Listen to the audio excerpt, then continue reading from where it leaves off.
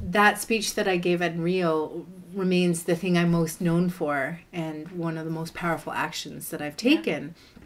And it's really made me question why. I went to Rio Plus 20 last summer, and it was back in Rio. And I really had to wonder, how do all these people know about the speech that I made 20 years ago? Why are people still talking about those 6 minutes that a 12-year-old child spoke? And it's made me realize that there is huge power in the voice of young people. People are desperate for that voice. It's a voice of honesty, it's a voice of clarity, and it's speaking that truth to power in such a clear way that adults just can't do with the same emotional impact. And more than ever today, I believe that we need that voice. We need young people to speak up because we're desperate for that clarity. We are actually pushing for ecological tipping points. We are actually impacting the planet on so many levels and so many different ecosystems in so many different ways that we are pushing for a state shift of the entire global ecosystem, where we're going to completely change our climate, where we'll completely change the conditions for life on Earth. We have to be honest. We have not progressed. We have not made things better. We set out a vision at Rio in 1992. We've not achieved that.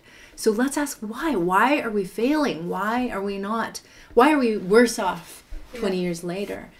And that's a very important question. We need to be really honest, and we need to realize that we have to completely change not only the way that our mainstream society is living, but we also have to change the way we're pushing for change. Young people know this. Because what would be your answer? Why are things not changing? It's a very difficult question. Why are things not changing? And it's something I think about all the time. I think one of the things that happened during the 60s, the 70s, these movements, the civil rights movements, the feminist movement, the environmental movement, all these movements were building and growing, in the 60s. And everyone wanted a just, beautiful world. And then, the years went on and these movements started fragmenting and becoming entrenched. And so then you really had the environmental movement, you had social justice, you had feminism. They all fractured, and the people didn't see each other's issues as being the other side of the same coin. And if we do not see our fight as an interconnected issue of equality, of democracy, and of environment, we're not going to get the social revolution that we need. Another huge challenge that we have is, I think, an issue of a crisis in governance. And I don't just mean of nations, but I think we're talking a crisis in governance for humanity. Because this is how I felt when I was at Rio Plus 20. Who's driving the ship? Who is directing where our whole species is going? Who has our human interests at heart? And the governments of the world don't necessarily have it. I don't know if they ever did, but they don't have it anymore because they're in the pockets of, big corporations. And they have all their economic obligations now. And so the power dynamic is just such that I just wonder, do we even have democracies? Do we have governments? Do we have a governance system for the planet that actually is fighting for the people? Is actually fighting for what's the best for our human survival? Because with this project, I decided to focus on 4 crises, not more. So the ecology, economy, energy, and food. But I think I missed the governance crisis, which is actually even the most important one, because it's the one that could solve things, but it's not doing it now. Well, you think that governance would be a way of addressing our global problems, but it seems to be that no, our politicians aren't dealing with our problems, and they're in fact ignoring the most important issues. So, governance is a huge issue. There used to be politicians who were real leaders, who took a stand, and they, if you didn't like it, well, too bad. And at least, you know, I'm sure there was negatives from that, but at least you knew where they stood and they took stands. And now we have a kind of era of politics where everybody's just trying to do everything, and so they do nothing. Yeah. They're just trying to please everyone just to get reelected, and it's really crazy because, you know, to me, I'm thinking, gosh, if you're the president of the United States and you can't make real change, well, yeah. then who can? Yeah, exactly. So how can we solve this crisis, this governance crisis? Yeah, I'm asking the tough questions. Yeah, these are really, and they're excellent questions. You know, they're the questions we have to ask. Yeah.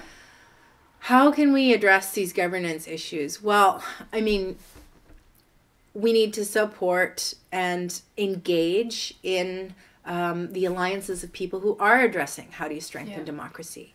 And I think, you know, comfort breeds complacency. So we're not yet fighting hard for our democracy, but I think it's coming. We have to invest ourselves in revolution.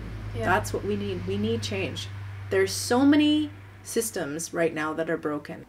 The economy, the globalized economy, and this premise of economic growth as the only healthy way to run an economy is obviously a fallacy, and it's not just the left that's saying this. It's economists all over the world that are saying this. We have institutional crises, IMF, World Bank, these governance system structures, and, well, their internal governance is crumbling as well. We're going to see huge institutional change over the next few years. We have revolutions all over the planet, in Africa and the Middle East, and you know, I mean, we even had the Occupy movement that came over to comfortable North America. Now we have the Idle No More movement that's still on the rise here in Canada.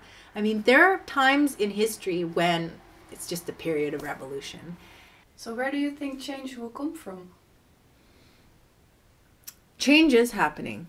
Change is happening. It's happening in communities. And one of the most powerful things I think we can do, even though it might not sound glamorous, and I think that, you know, we're always looking for this silver bullet, like the one answer. What's the answer? Yeah. But the answer is that there's going to be many, many answers. And the answer, I guess you could say, to all those questions is the answer is diversity. And the radical thing we can do is to engage in our community and strengthen and foster community ties between ourselves and the people around us, not only our friends, and not only our families, but the people who provide us with our food, people who provide us with our services, really start connecting with this greater web that, you know, we call it an economy, but really we should bring back to being our community. And I think therein lies a lot of solutions once we bring back the human scale to the way that we live our lives. Because right now we don't live at a human scale. The fragmentation that our current globalization has allowed, I think that fragmentation is the source of our being able to destroy the planet. Because we don't see how, you know, buying, you know, grapes or bananas from the other side of the world actually is impacting humans. We just don't see the faces. We don't realize the inequities in our lack of fair trade, because there's no human scale. So bring that back, and I think a lot of change will happen, and I think we'll enjoy our lives more. Yeah, because out of the other interviews that I did came like a vision of a transition phase from those old ways of thinking, doing business, working together, to new ways of thinking, networking without leaders, new community structures that are maybe already forming the new society and the new economy that we need on this planet. Absolutely.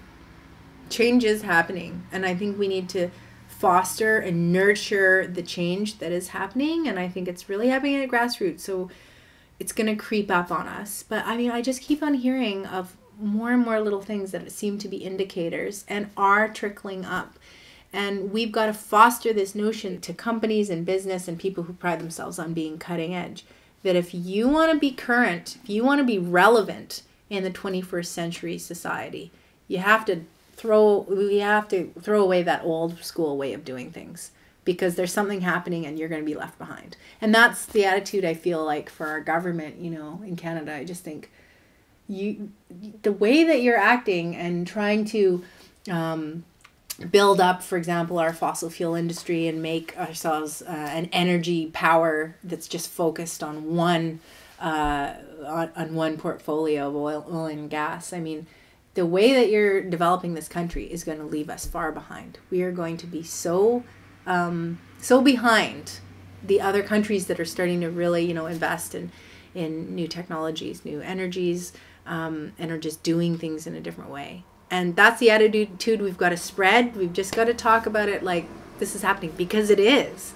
And we have to surround ourselves with those stories of success and those visionary ways of living, because that is how things suddenly become a reality. I mean, the future doesn't exist. A vision doesn't exist until you create it. And so these are the things that we have to actively foster and create. Yeah. So now we have an economy where we still have, baby boomers that are still ruling the job market. And we have all these young people who are very well educated and they can't find jobs and they want change. So what are we going to do? It's a huge question. And I think, in my naive way, that we have to invest ourselves in revolution. Yeah. That's what we need. We need change. If you can afford it, if you can afford to dedicate yourself to your vision, your true vision of the world, I think now is the time to do it. We have an opportunity right now to dedicate ourselves to change. And I think, when I think about society and I think about history and I think about who were the people who were the real revolutionaries, who were the warriors for a society, and it's young people. They have nothing to lose and they have everything to lose, which is their whole future and their opportunities. So now is the time to do it. It's very exciting.